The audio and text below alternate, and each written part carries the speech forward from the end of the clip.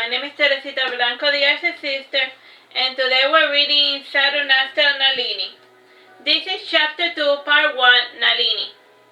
The next day I was awakened by the nymph. The nymph had a slender frame like the rest of the elves, in addition to pointy ears and blonde hair. What made her apart from the rest of the elf kind were her eyes. They changed color depending on her mood. Whenever her eyes were black or red, that meant she wanted to kill you. That oddity made it impossible for their kind to mask their emotions.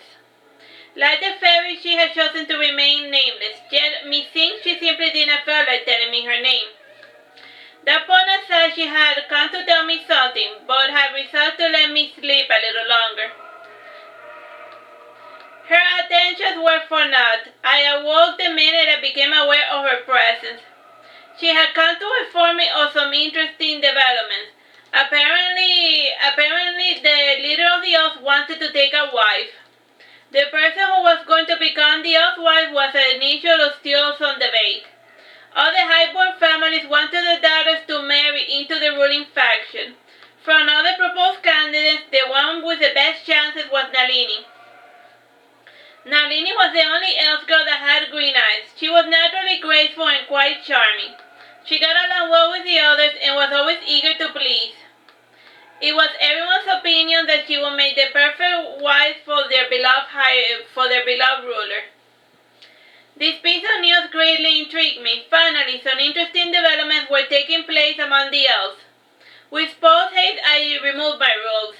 I gave my robes and my flute to the nude for safekeeping. Crawling in all fours, I changed into the shape of a blue jay. Those blue jays were the most common birds in the forest. The nymph imitated my transformation, and together we flew towards the audience hall. The nymph flew ahead of me. Up until that day, I had never ventured far into the elven city. Aside from the forest, the city was surrounded by a garden of flowers. It didn't have walls per se. The trees themselves served as a natural barrier. The houses themselves were quite ventilated. The elves willingly allowed for nature to enter their private sphere. These houses were coupled together in formal communities. From the sky, I was able to see how each community arranged their homes. Some had square patterns, others had their houses fused into huge apartments. At the center of each community was a mansion. There lived the patriarch and the family, along with other key members of their community. The center house was always the largest, representing the original founding family of the community. The roads had a spider web format, with 4 main roads marking the cardinal points. The closer you were to the center, the more important you were considered. At the center of the city, there was the palace of the king. Since this was a religious center community, the palace served a dual function of temple and government body. The main building was wide and had many intricate patterned gardens. Unlike the other building, its windows were made of glass. Time, bro? 11 minutes. This glass was a special sort that came with odd room decoration that glistened golden when the sun fell upon them. The overall design was arabesque, with patterns that mimicked the intricacies of nature. Needless to say, there was not a single statue of a person to be found throughout the city. The elves revealed nature in its most sublime form. Everything about the exterior of the palace reminded you of eternal spring. Most of the large garden grounds had flowering trees. The greenhouse before the spiral tower had nothing but flowers. Normally I would have stopped to smell the roses, but however, I was in a reconnaissance mission. My first visit was to Nalini's house. I should say mansion, because she lived in quite a pretty place. Like the main palace, her home had the same mysterious glass windows. Curiosity spurred me to crash into one of them. Forgetting that I was in the form of a fragile little bird, I flew up really high. Mimicking the attached pattern of an eagle, I used gravity to propel me against the glass. Much to my chagrin, the glass did not even budge. My upbeat behavior did draw some attention, and from the glassy ground, I was able to hear Nalini scream. After calming herself, Nalini cautiously opened the window and started looking outside for me.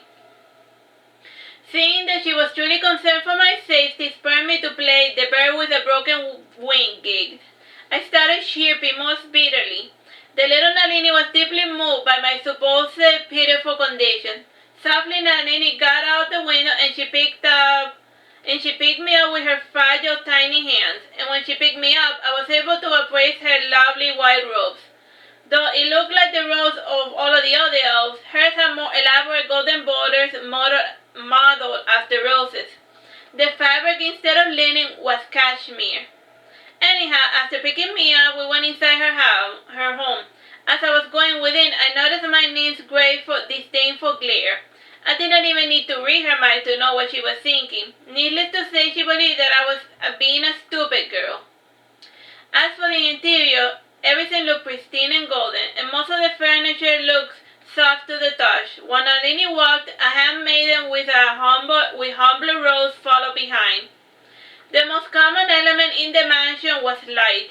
The interior had many glass windows that allowed the natural light to enter, and like the main palace, it was iconoclastic, with emphasis on trees and flowers.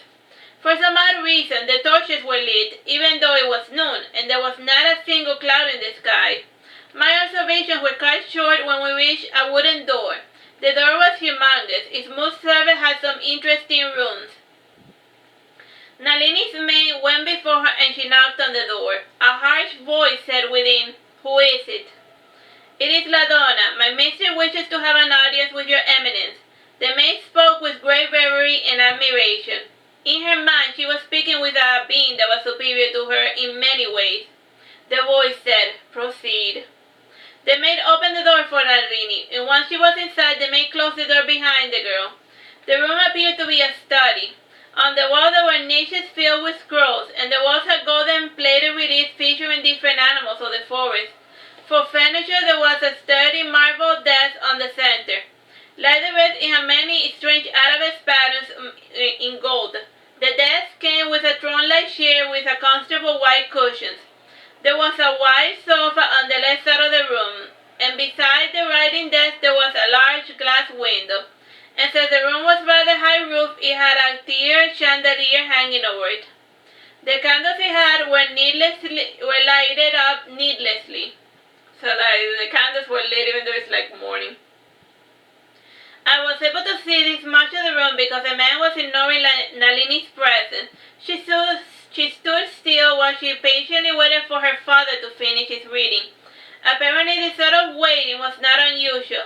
Had I been a regular bird, I would have croaked right about now due to lack of medical attention.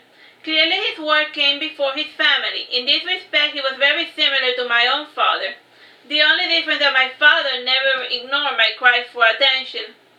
By now I was bored beyond my senses, and I could feel Nalini fidgeting a little based on her furtive caress on my bird head. To get his attention, I started chirping. I felt Nalini's hair stand up. She placed her finger to her mouth while she silently begged me to keep quiet. Had I been someone else, I would have taken her request into consideration. I was unruly by nature. Like it was to be expected, my chirping was annoying Nalini's father, and I could feel his fury mounting, and without his mind he smacked the table. This made Nalini flinch. Glancing up, he roared, "Girl, stop that stupid whistling." I was surprised at his violent reaction. Truly, the man had a very short fuse, and to appease him, I stopped chirping. Glancing back, I noticed that tears were rising up to Nalini's face. It took all of her strength to maintain her composure. I should have been more sensitive to Nalini's situation. This little episode helped me gauge Nalini's relationship with her father. Time, bro? 6 minutes. After an hour of silence, Nalini's father returned the scroll to his case. Glancing up at Nalini, he then asked, "What's with the bird?" Timidly, Nalini walked towards her father's desk, placing me gently on top of it, she said. He was the one who was chirping. Annoyed, her father urged her on and said, "And?" "The bird, it crashed against my window, and I think he broke his wing or something because he did not fly away, and I was thinking." She said these words in fragments, all the while she kept staring at her little white shoes. "Oh, you were thinking," said her father sarcastically. "What do you want me to do with this injured bird?" Nalini bit her lip and she said, "I was thinking you could use your magic to heal the pretty bird." Pointing towards the door, he snapped, "Our healing powers are not to be wasted on inferior beings. Put the bird back where you found it." With her head hanging low, Nalini let herself out. When she arrived to her room, she opened the window for me. With both her hands, she urged me to go. Go on, fly away, birdie. To make Nalini feel better, I flew out the window and started chirping. Seeing that I was alright made the girl happy. After this incident, I continued my tour with the nymphs. I visited several other homes to eavesdrop on any information. Everyone has something to say about the elfkin's impending wedding. Reactions range from shock to joy. The more traditional sects opposed to this turning event. Still, most of the noble houses saw this as an opportunity to gain more power. Should a union with a ruling house produce an heir, they were set for life.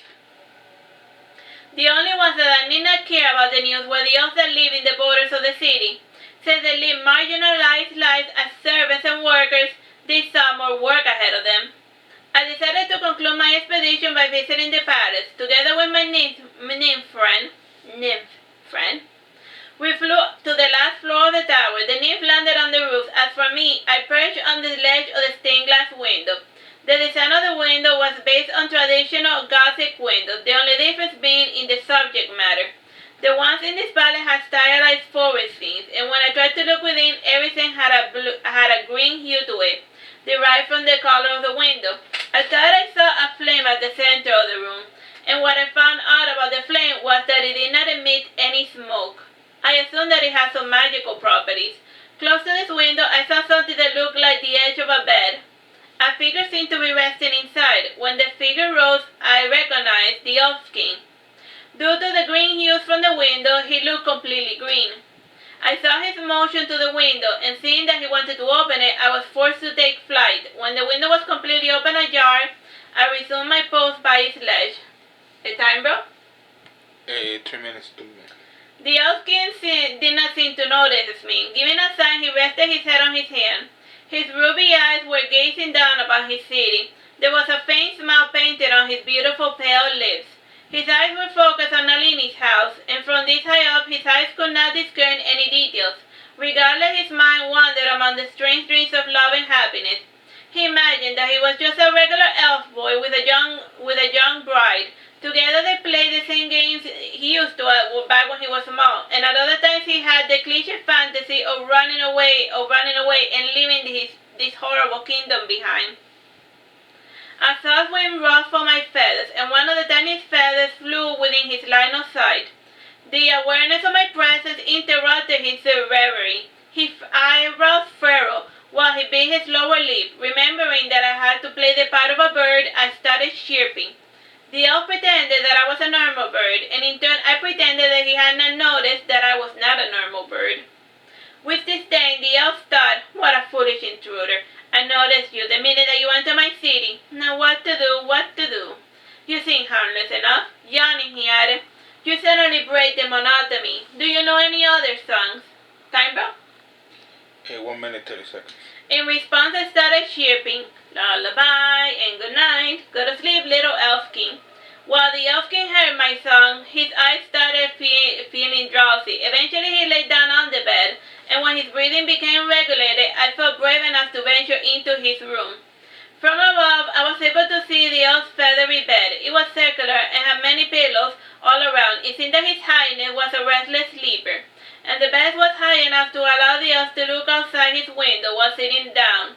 From within, the stained glass windows casted bright patterns on the floor, and they were further enhanced by the glass dome roof. And over it I saw a stylized star with three chains that connected to the borders of the room. Aside from the star, the dome had pressed stylized golden stars that matched the constellation. Even in this world, the constellation was still the same. Time, bro? Less than a minute. Alright, let's just leave it here. Bye-bye and God bless.